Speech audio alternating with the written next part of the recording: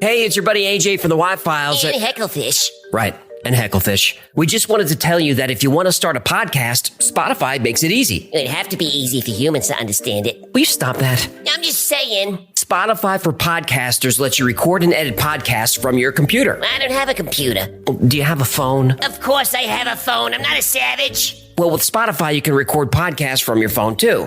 Spotify makes it easy to distribute your podcast to every platform, and you can even earn money. I do need money. What do you need money for? You kidding? I'm getting killed on Guppy support payments. These 3 ex-wives are expensive. What, you don't want to support your kids? What are you, my wife's lawyer now? Never mind. And I don't know if you noticed, but all Y-Files episodes are video, too. And there's a ton of other features, but we can't be here all day. Will you settle down? I need you to hurry up with this stupid commercial. I got a packed calendar today. I'm sorry about him. Anyway, check out Spotify for podcasters. It's free, no catch, and you could start today. Are we done? We're done, but you need to check your attitude. Excuse me, but I don't have all day to sit here and talk about Spotify. Look, this would go a lot faster if you would just let me get through it without... On July 6, 2022, a bomb detonated on a 5-acre plot of farmland in Elberton, Georgia. The explosion destroyed a large monument that stood on the property for over 40 years. Known as the Georgia Guidestones, it was 4 monolithic slabs of granite weighing over 230,000 pounds that contained a set of rules for a more peaceful and orderly society. The identity of the builder was a mystery for 40 years, but today I'll tell you who he was. But why did he want to keep his identity a secret? Probably for the same reason the Georgia Guidestones were destroyed. Because, according to the Guidestones, the way to a perfect society is through a one-world government, genetic and racial purity, and massive global depopulation. In other words, a new world order.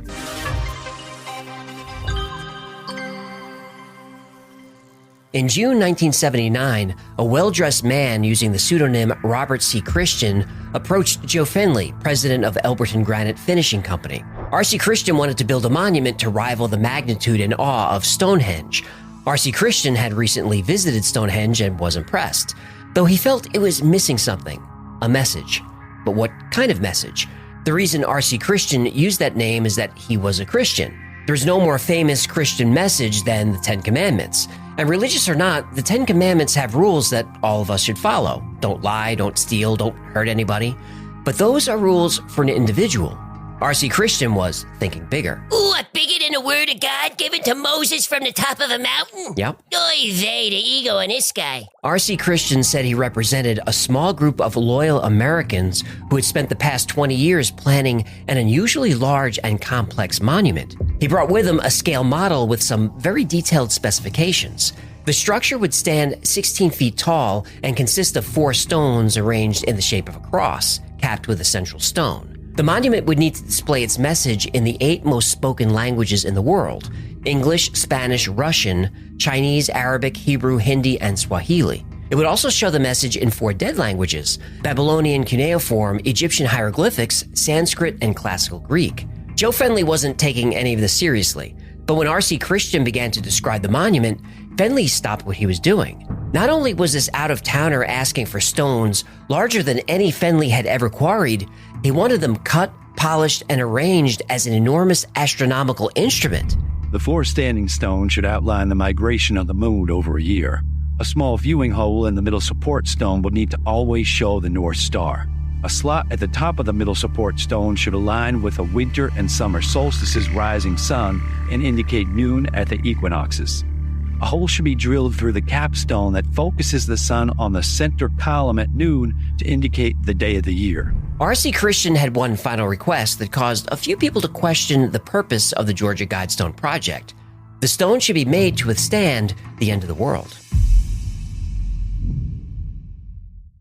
R.C. Christian now had Joe Finley's full attention. Finley's Granite Company mostly dealt in wholesale orders for statues, monuments, and tombstone retailers. He had never had a request like this. Finley's first thought was, this guy's crazy, how can I get him out of here? Finley tried to discourage the stranger by quoting him a price much higher than any job he'd ever worked on. He said the job would need heavy equipment, special tools, and expensive consultants.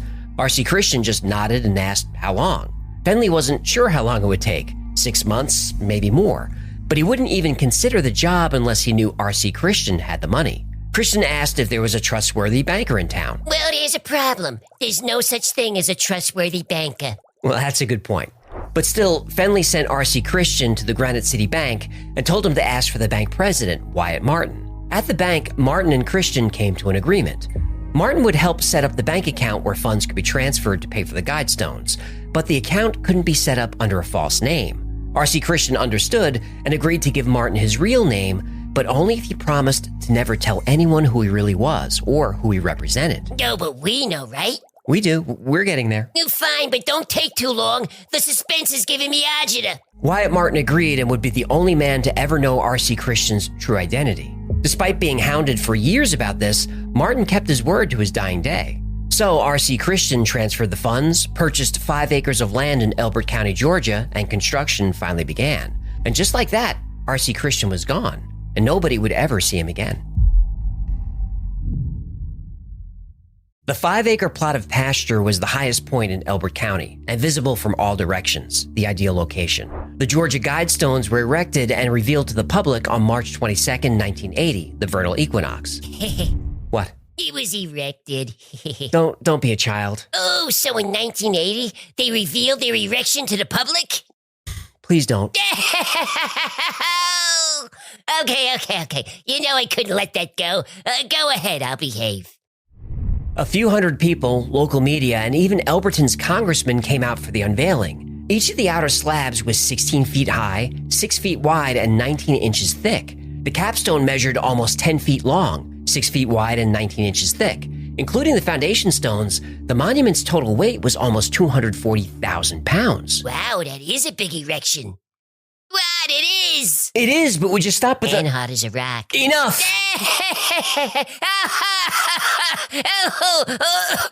I'm choking. I gotta pee. Okay, go ahead. Over the years, thousands of visitors from all over the world would come to see the Georgia Guidestones. But what was so special about the stones? It was more than just an impressively large granite construction. It was the new 10 Commandments, sandblasted in 4-inch high letters that R.C. Christian left to benefit humanity. Maintain humanity under 500 million in perpetual balance with nature. Guide reproduction wisely, improving fitness and diversity. Unite humanity with a living new language. Rule passion, faith, tradition, and all things with tempered reason. Protect people and nations with fair laws and just courts. Let all nations rule internally, resolving external disputes in a world court. Avoid petty laws and useless officials. Balance personal rights with social duties. Prize truth, beauty, love, seeking harmony with the infinite. Be not a cancer on the earth. Leave room for nature. Leave room for nature. At first glance, some of these commandments seem fairly innocent and maybe even cliche. But when you take a closer look, the guides are unsettling. Some have claimed that the Georgia Guidestones are instructions for a new world order, an open call for eugenics, genocide, and a one-world government. But we're told this is all conspiracy theory, that there's no evidence to support these claims. But there's evidence? Oh yeah, plenty of it. At first glance, the 10 rules on the Georgia Guidestone sounded like a cheesy New Age bumper sticker, but if you read them carefully, they're disturbing. Let's start with the first one. Maintain humanity under 500 million in perpetual balance with nature. The current population is just under 8 billion people. To achieve the Guidestone's ideal population means that roughly 94% of people on Earth would need to be eradicated. And there are many people and think tanks that support this. On this channel, we've covered the Club of Rome, that defines itself as a nonprofit, informal organization of intellectuals and business leaders whose goal is a critical discussion of pressing global issues. Fine. But what the Club of Rome doesn't advertise so openly is that it was created in 1968 by the Morgenthau Group during a secret meeting at Rockefeller's private estate Bellagio. Oh, here we go. In August 1980, just a few months after the Guidestones went up, Howard Odom, a member of the Club of Rome, said, "It's necessary that the U.S. cut its population by 2/3 within the next 50 years. He didn't mention how this should be accomplished. But there are theories. Ooh, I love theories. I know you do. But it does mean if you want the same standard of living, we're going to have to cut our population in the U.S., for example, certainly to 1/4. We have so many wasteful things, that won't be hard. You say it won't be hard to cut the population by 1/4?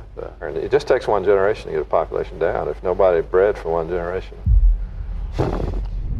You've probably heard of the Bilderberg Group. It was formed in 1954 as a way to prevent another world war. That's what they say publicly. So why are Bilderberg meetings so secret? Secrecy has created all kinds of conspiracy theories. I love theories. I know you do. One of these is that the Bilderberg Group believes that the current population growth is not sustainable.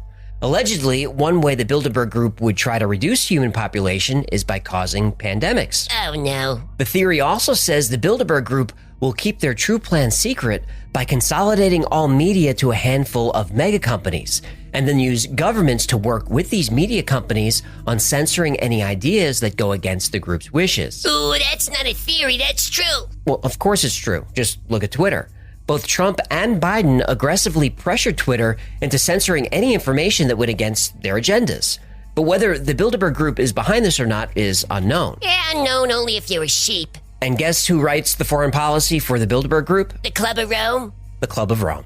Now, it's been alleged that the Club of Rome supports massive depopulation using any means necessary. Well, didn't we fight World War II over these ideas? Well, funny you should mention that.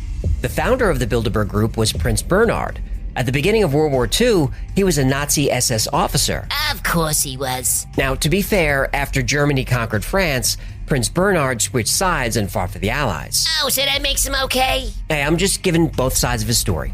But many people say that all of this is nothing but conspiracy theory, that the Georgia Guidestones don't want to reduce the current population, but instead are instructions for how to rebuild society after a cataclysmic world event. Okay, let's say that's true. How should the remaining survivors maintain control of the population? And who decides? The second Guidestone rule addresses this.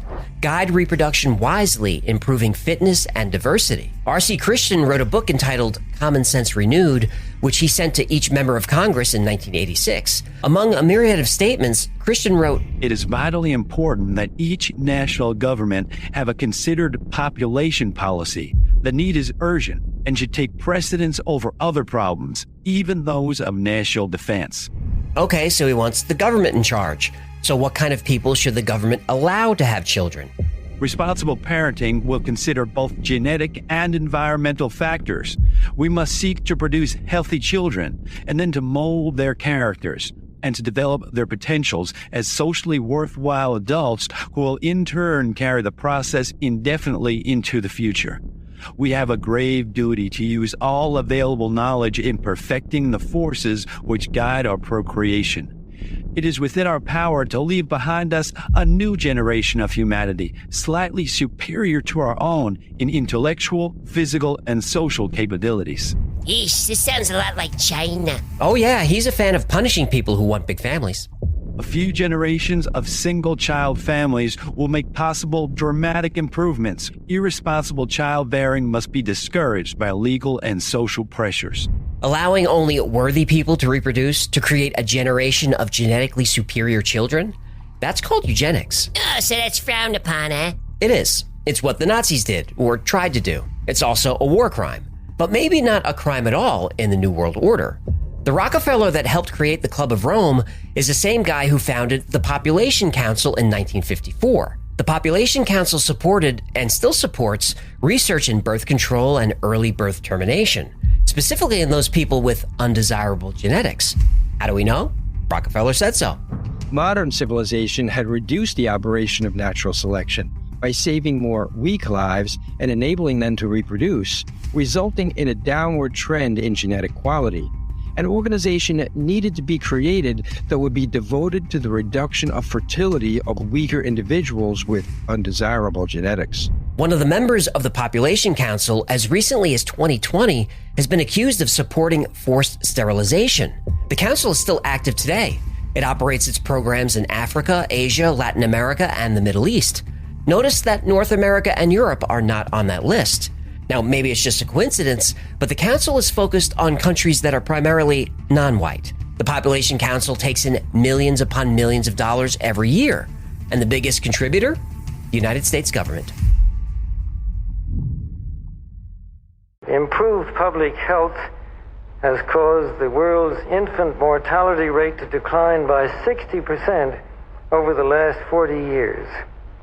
In the same period, the world's average life expectancy has increased from 46 years in 1950s to 63 years today. The negative impact of population growth on all of our planetary ecosystems is becoming appallingly evident. Guide number 1 was population control. Guide number 2 was breeding a superior society through eugenics. Guide numbers 3 and 5 are just as chilling. Unite humanity with a living new language. Let all nations rule internally, resolving external disputes in a world court. Uniting the world under a new single language and rectifying all disagreements in a world court? These are key to creating the New World Order. And local ministers pointed out that the book of Revelations warned of a common tongue and a one-world government as the accomplishments of the Antichrist. And guide number 4, rule passion, faith, tradition, and all things with tempered reason. This also upset Christians who believe in faith above all. After all, it's the first commandment. God said, "You shall have no other gods before me." God wasn't down with tempered reason. These seemingly anti-faith messages made the Georgia Guidestones a location for alleged satanic worship, witchcraft, and pagan rituals. Elberton locals have reported seeing lights near the Guidestones. They've heard chanting.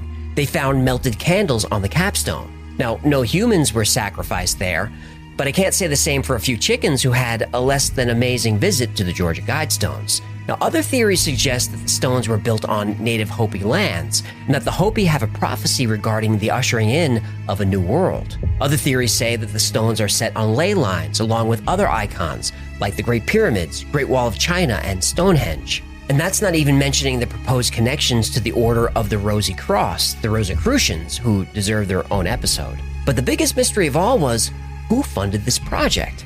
Well, it would take 35 years, but we finally have our answer. The planet can support something like 1 billion people.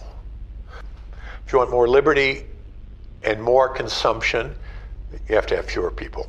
And conversely, you can have more people. I mean, we could even have 8 or 9 billion probably if we have a very strong dictatorship, which is smart. Unfortunately, you never have smart dictatorships. They're always stupid. But if you had a smart dictatorship and a low standard of living, you can have but we want to have freedom and we want to have a high sentence, so we're going to have 1 billion people. And we're now at 7, so we have to get back down. I hope that this can be slow, relatively slow, and that it can be done in a way which is relatively equal, so that people share the experience and you don't have a few rich, trying to force everybody else to deal with it. So those are my hopes. I mean, these are pretty pessimistic hopes, but I mean, that's what lies ahead. Over the years, internet detectives have had many theories about the true identity of R.C. Christian. Businessman and founder of CNN, Ted Turner, was a leading candidate. He had the money, his foundation was created to protect the environment, and he specifically said that the greatest threat to civilization is overpopulation. But Ted Turner can't be R.C. Christian. Why not? Because Ted Turner is still alive. Oh, this Christian guy's dead? Yep. Wyatt Martin, the bank owner who knew Christian's true identity, kept Christian's identity a secret. Christian and Martin exchanged letters at least twice a year until Christian's death. The letters were never sent from the same place, nor were the funds transferred from the same place twice. Martin passed away in December 2021, but he did drop some clues along the way, whether he meant to or not. Martin confirmed that Christian died after the year 2000. He mentioned that Christian had a daughter, and that he was in basic training in Georgia before being deployed in World War II. Martin said that Christian was from the Midwest, and at some point he worked in construction. Is that enough? Almost. What sealed the deal was something that took place in 2005, when a documentary crew was filming Dark Clouds over Elberton. Wyatt Martin had recently suffered a stroke and was in pretty bad health. The film crew pressured him to show them the letters that he received from R.C. Christian over the years. Martin was reluctant, but eventually agreed, though he was careful to hide his postmarks on the envelopes when he was showing them to the camera. But the cameraman was able to grab a close-up shot of an envelope in the box which had a return address. Kind of a dick move to take advantage of the old time, huh? I agree, but even though we may not like the way we came about this information, it doesn't change the fact that we have it. So using this information, people on the internet did what they do best. Ooh, leave nasty comments on videos about how your content sucks? No, they tracked down the address. Oh. The letters came from Dr. Herbert Hinsey Kirsten, a surgeon from Fort Dodge, Iowa. Kirsten is an old German form of the name Christian. He died after 2000, like the old timers said? Kirsten died in 2005. Yahtzee! Now, according to Kirsten's obituary, he served in World War II. He was a conservationist who loved nature and trees. He was a naturalist who was very involved in environmental and world population issues. Bingo, this is the guy! Kirsten also worked in construction when he was younger, and he had 2 sons and 2 daughters. Wait. The guy who wants to limit people to one rugrat had 4 of them? Yep. Rules for thee, but not for me, huh? You sure this guy wasn't in Congress? Well, I'm sure, but he did have a couple of famous friends. One of them was William Shockley. Shockley was a physicist and inventor. He actually won the Nobel Prize for Physics in 1956. Yeah, sounds like a good guy. Well, he was also known for being a racist who supported eugenics. Oh, I take back what I said. Now, Shockley argued that less intelligent people were having too many children and reducing the average intelligence of the population. He also believed some races were more intelligent than others. Clearly, Dr. Kirsten, aka R.C. Christian, shared similar views. Though the Georgia Guidestones aren't specifically racist, we know that Dr. Kirsten was a supporter of David Duke, former Grand Wizard of the KKK. Oof, maybe it's not so bad that somebody blew these things up, huh? Well, destruction of the Guidestones is the final piece of the story. Or is it? On July 6, 2022, just after 4 a.m., CCTV picked up an individual running to the stones carrying something. Seconds later, there's an explosion, and one of the 4 monoliths is destroyed. Less than a minute later, a car is captured on camera leaving the scene. What's strange is, within hours, heavy equipment was brought in to clean up the site. Shouldn't this have been a crime scene for longer than a few hours? ATF was on the scene almost immediately. Weren't they curious about what kind of explosive was used? What components it was made of? What kind of trigger device was employed? Modern forensics can give us all kinds of information, but all the evidence was quickly removed. The Guidestones were in a remote location. There's only one road in or out. There's no footage of this vehicle once it leaves the area. It's the middle of the night in northern Georgia. It would be one of the only cars on the road, but we don't have any new information. Government was in on it? Well, I'm not saying that. I'm just saying there are questions that can now never be answered because the site, along with any evidence, was cleaned up almost immediately. It's very possible this was carried out by someone who is very anti-government, or maybe someone who is just anti-hypocrisy. All these people that want us to live by the one-child policy seem to have plenty of children. Rockefeller had 6 kids. William Shockley had 3. R.C. Christian, aka Dr. Kirsten, had 4, but the rest of us are only allowed to have 1 child, and only if we're genetically fit. Who decides who's genetically fit? Well, they do. They want to limit the population of the Earth without acknowledging that it was the rapid growth and advancement of the human race that allowed them to amass ridiculous wealth. Now that they have theirs, they want to limit what we can have. These same people are the ones who scream about climate change, fossil fuels, pollution. They want to decide who can own what kinds of vehicles and how much energy you can use to warm your house in the winter. But how did J.D. Rockefeller make his money? Oil. Aurelio Pache, who founded the Club of Rome, he made his fortune working for Fiat, a huge company that makes cars, trains, planes, tractors, and military equipment. When they were making their families rich and powerful, the climate wasn't as big a concern, but now it is. All the problems facing our planet can be solved like they've always been solved, through our collective innovation and cooperation. All of us. But the elites don't want cooperation. They want control. They don't see any problem with this. They have superior genetics.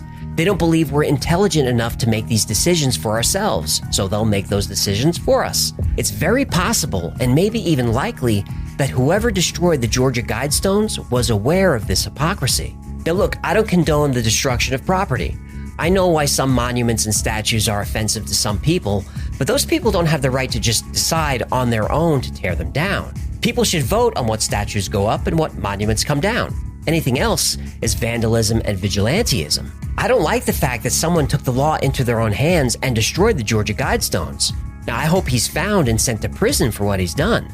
But now that they're gone, I say good riddance. Thank you so much for hanging out with us today. My name is AJ. That's Hacklefish. This has been the Y-Files. If you had fun or learned anything, do us a favor and subscribe, like, comment, share. I know everyone tells you to do that stuff, but it really helps our channels. And like most topics we cover on this channel, today's topic was recommended by you. So if there's a story you'd like to see or learn more about, go to theyfiles.com/tips. A special thanks to our patrons who make the Y-Files possible. I'm constantly amazed by your generosity. And if you'd like to support the channel, consider becoming a Patreon member or grab something from the Y-Files store. By wearing a Hecklefish t-shirt, you could prove to the world that you have superior genetics. I can't argue with that. That's going to do it. Until next time, be safe, be kind, and know that you are appreciated.